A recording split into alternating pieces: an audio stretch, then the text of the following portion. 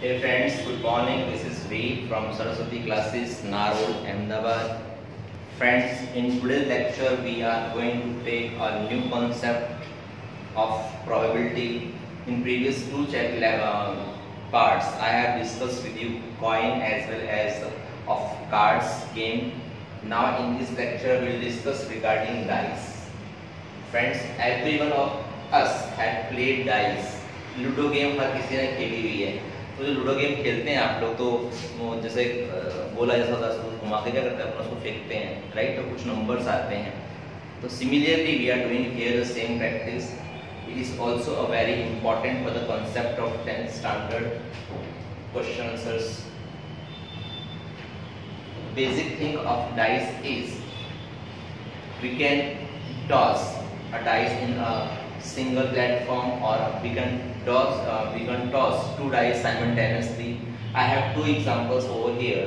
First one, tossing up a dice, the total results of an experiment are. अगर एक dice को एक पासे को हम टॉस करते हैं, घुमा के फेंकते हैं, तो क्या क्या रिजल्ट्स आता है. अब एक डाइस है, हमारे पास टोटल पता है कि एक डाइस का नंबर कितने होते हैं, 1 2 3 4 5 6. तो जी 6 नंबर्स होते हैं. इन 6 नंबर्स में से कोई भी वैल्यू आ सकती है. यहाँ कोई लिमिटेशंस नहीं है कि एक ही आएगा या दो ही आएगा या तीन ही आएगा. कोई भी वैल्यू आ सकती है. अगर कोई भी वैल्यू आ रही है, मतलब जो प्रोबेबिलिटी है वो हर किसी के लिए इक्वल है. 6 के 6 वर्ड्स के लिए इक्वल प्रोबेबिलिटी है. तो यहाँ पर जो टोटल एक्सपेरिमेंट्स होंगे वो गिने जाएंगे कितने, 6, राइट. सिमिलरली एक क्वेश्चन आपको बार बार एग्जाम में आता है, आईएमपी क्वेश्चन है ये. Tossing up two dices on the total result are of an experiment are. अब एक के बदले में दो डाइस को उछाला जाए तो क्या रिजल्ट्स हमें मिलेंगे. फर्स्ट वन थिंग, देखो आप यहाँ देख सकते हैं, दो कॉइन्स को जब उछाला जाता है तो रिजल्ट्स क्या क्या मिल सकते हैं कि अब मैंने फर्स्ट डाइस को उछाला तो हमें फर्स्ट डाइस को उछाला तो हमें 1 मिला, सेकंड को उछाला तो भी 1 मिला. Then on the other hand when first को उछाला तो 1 मिला, देन सेकंड मिला.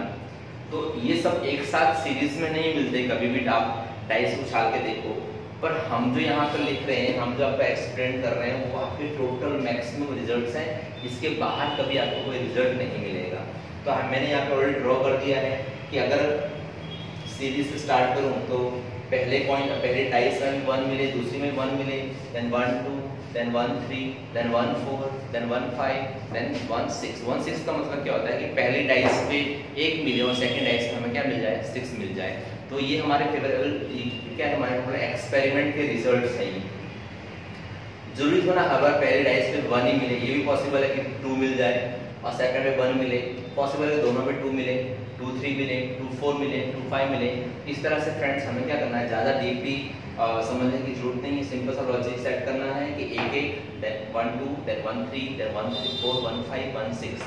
6 पे स्टॉप करना है. As you all know that आपका जो एक्सपेरिमेंट होता है, आपका जो डाइस होता है, वो डाइस के अंदर जो नंबर्स होते हैं वो 6 नंबर्स ही होते हैं मैक्सिमम. 6 नंबर ज़्यादा नंबर होते नहीं. अगर नंबर ज़्यादा नहीं होंगे इसका मतलब ये हुआ कि हम 6 करके क्या करेंगे, स्टॉप करेंगे. ओके, देन 2 की सीरीज फिनिश करेंगे, 2 1 2 2 2 3 2 4 2 5 2 6. देन आफ्टर 3 की सीरीज लेंगे, 3 1 3 2 3 3 3 4 3 5 3 6.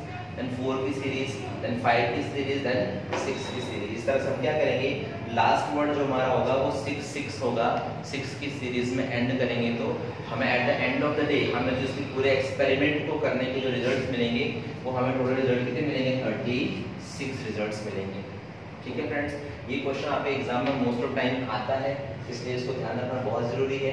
ठीक है, कई बार क्वेश्चन में ये आपके लेवल का क्वेश्चन नहीं है, लेकिन अगर पेपर सेटर के मन में आ गया कि बच्चों को कंफ्यूज करना है या हैरान करना है तो कुछ इस तरह का बना सकता है कि tossing up 3 dice simultaneously the total results are. तो अब वहाँ पर जब हमने 36 रिजल्ट्स लिखे उसके लिए हमें इतना कैलकुलेशन करना पड़ा. तो आप इमेजिन कर लो कि 3 को जब हम 3 डाइसेस को कैलकुलेट करेंगे देयर विल बी 216 रिजल्ट्स. तो उसको गिनने के लिए हमें 3 घंटे कम पड़ जाएंगे या हमारा मोस्ट ऑफ टाइम उसी में निकल जाएगा. ऐसा क्वेश्चन एग्जाम में नहीं आ सकता, लेकिन तो भी अगर मांग ले, एमसीक्यू में मांग सकता है वो, तो हम डायरेक्टली क्या करेंगे, 6 की 3 पावर, जैसे मैंने यहाँ लिखा हुआ है 6 की 3 पावर मतलब 6 × 6 × 6.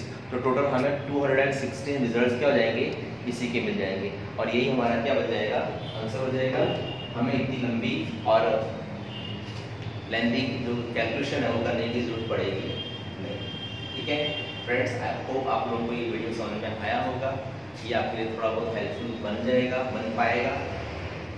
अगर आपको वीडियो पसंद आया है तो लाइक कीजिए, शेयर कीजिए, सब्सक्राइब कीजिए, और हाँ, बाजू में जो बेल आइकन बटन है उसे दबाना ना भूलिए, सो दैट जब भी मैं आपको नया लेक्चर अपलोड करूँ तो आपको उसकी इन्फॉर्मेशन तुरंत मिल जाए, वो आपके लिए थोड़ा सा हेल्पफुल टूल हो जाए। ठीक है फ्रेंड्स, जब तक मैं नई वीडियो लेकर आपके सामने आता हूँ, in the very next lecture I will come up to with sums, जो बेसिक कॉन्सेप्ट थे regarding coin, regarding cards and regarding